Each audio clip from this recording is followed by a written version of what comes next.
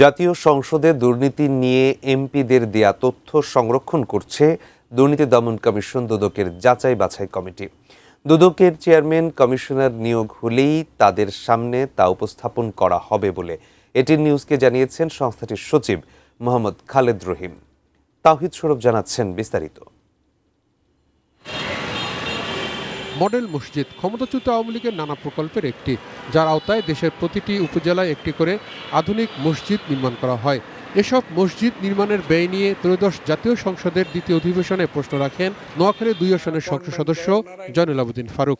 13 কোটি টাকার budget model মসজিদের জন্য 21 কোটি টাকা পর্যন্ত হয়েছে। ধর্মমন্ত্রীর পক্ষে অধীন স্বরাষ্ট্রমন্ত্রী সালাউদ্দিন আহমেদ সংসদকে জানান, মডেল মসজিদ নির্মাণের নামে প্রকল্প ব্যয় বৃদ্ধি গর্হিত ও ন্যাক্কারজনক। আমি মাননীয় প্রধানমন্ত্রীকে অনুরোধ করছি, আজকে ইন্টারিম গভর্নমেন্টের 18 মাসের সকল কিছুর জন্য আপনি দুর্নীতি দমন কমিশনকে নির্দেশ দেন।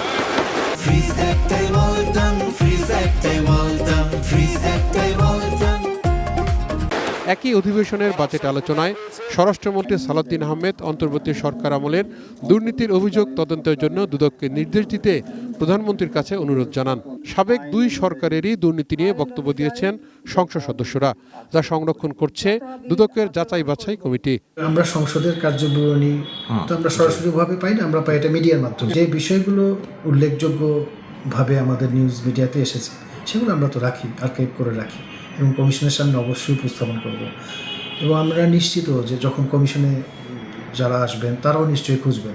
বিশেষজ্ঞরা মনে করেন, সাবেক সরকারের দুর্নীতি সম্পর্কে সংসদ সদস্যদের সব বক্তব্য দুদকের পরবর্তী চেয়ারম্যান কমিশনারদের অগ্রাধিকার ভিত্তিতে দেখা উচিত। মহান সংসদে যখন এগুলো উত্থাপিত হয় তখন সেগুলো দুর্নীতি দমন কমিশনের অবশ্যই অগ্রাধিকার ভিত্তিতে এগুলাকে যাচাই বাছাই করে জরুরি পদক্ষেপ নেওয়া প্রয়োজন। না হলে কিন্তু সামনের দিনে বাংলাদেশ পুরো দুর্নীতিতে ছেয়ে যাবে এবং মানুষ যে দুর্নীতি করছে সেই দুর্নীতির করার প্রবণতাটা কিন্তু আরও বাড়িয়ে দিবে।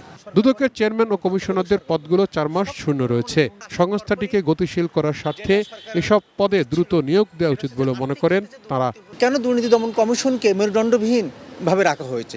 তাওহিদ সৌরভ, এটিএন নিউজ, ঢাকা।